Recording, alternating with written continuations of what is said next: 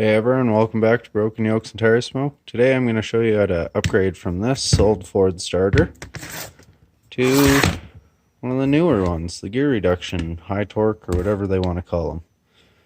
So stay tuned if you want to see how to do this.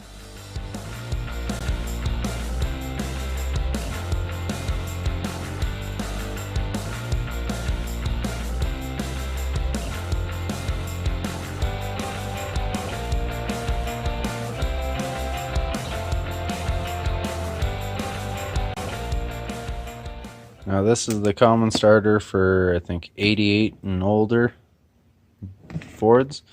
They have just a single power going to them. It goes to your solenoid and then just a big wire coming down here, and your key excites the solenoid on the fender, and that's what delivers the power. There's this one. This is 89 and newer, I believe, and it's got your main power and a little exciter wire on it because the solenoid's right here. These are a way better starter, but it kind of seems confusing how you'd swap it over when only one power to this and now you need two wires. But it's actually a lot easier than a guy would think. So here, I'll show you a quick diagram here on what you got to do. Alright, well, with your old system, you just got single power, goes to that side of the solenoid, then your battery and everything else to this side, and the key excites it. But all you're going to want to do when you go to the newer style is you take your main power, put it with all the other ones on this side, then you're going to need to run a wire from the other side of the solenoid where the power wire for the starter would normally be, run it to the keyed one on the newer starter. And then when your key excites this one, it moves the magnet inside the solenoid, which sends power down this one to this one, which then moves the magnet in there and gives you juice. The benefits of this is all your power won't have to travel from here to there after you hit the key. Well, it kind of does, I guess, but most of it's already there, so it should be a little better that way. For starters, you're going to need 1/2-inch wrench. I use a wrench to get it off because it's hard, but it is a little easier. Or you're going to need a ratchet with an extension long enough so then your ratchet just clears the end of this. Because, well, there's not really enough room for the head against this without going sideways, and you do not want to round these off because that just makes it a nightmare. But there's 2 1/2-inch bolts, and then this little 3/8 or 10 mil guy on here that holds the power wire on. I usually pull these out, drop the starter down, then pull this one off. But that's why you're going to need to remove this one. When you go to put this one back on, you just reuse your 1/2-inch bolts. This one's 1/2-inch, that's your main power. And then your exciter wire is a little 10 mil nut on there. And then this will, like your main power, you put it with the other. Here, I'll just go over to the car here. You'll wind up moving this wire over to this side because that's your main power to the starter.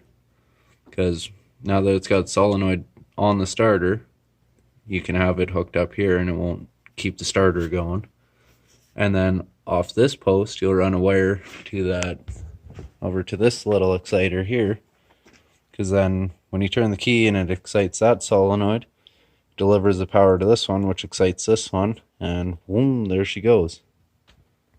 Some other things you're going to need is some wire, some wire strippers and crimpers, terminals, and some shrink wrap. You see, I already started on this. I got the wire on there.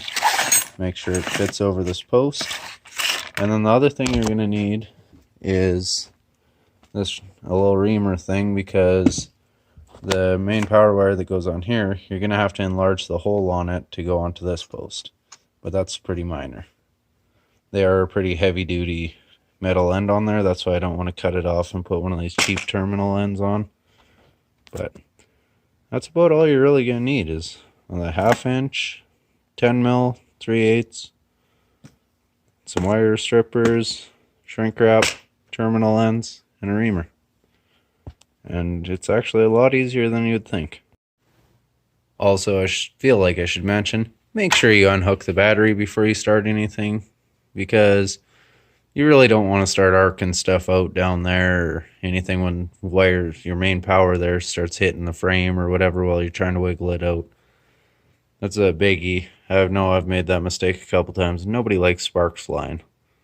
Well, sometimes you do, but it makes it a lot easier if you don't. Alright, once you got her all in place, you got your big wire hooked to that terminal there, the big one, and then your little exciter wire that you're making hooked to that one. Make sure that it doesn't touch the exhaust or anything because you don't want it melting off. And then what I'm going to do is I'm just going to zip tie it to this main power wire here, because then they'll run in the same place roughly up to the solenoid. But then now we'll go up there and I'll show you how to hook that up. Next, what you're going to want to do is, like what I said before, I loosened these already, but you're going to want to take this wire off this side. Just a second here. And then take this nut off here. Hopefully without everything else falling off. And then you're going to pull this wire off here and put it on this one. Then you crank that one back down because now everything's on that one post. And then you're going to take your exciter wire that you made and you're going to put it on this post.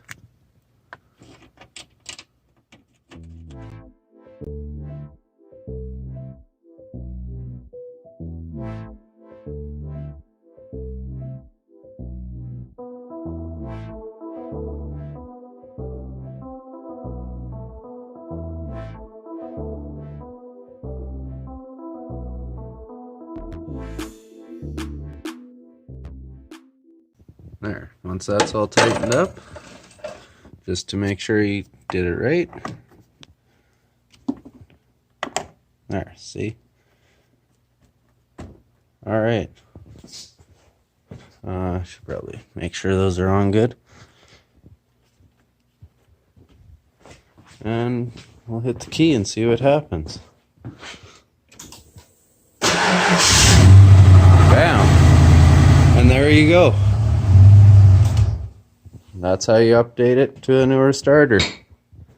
They draw a lot less power, so that's one good benefit, and their gear reduction. Something like 4-to-1 or something like that, so there you go.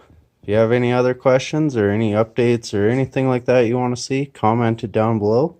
And as always, give the video a like and subscribe if you want to see more. And thanks for watching.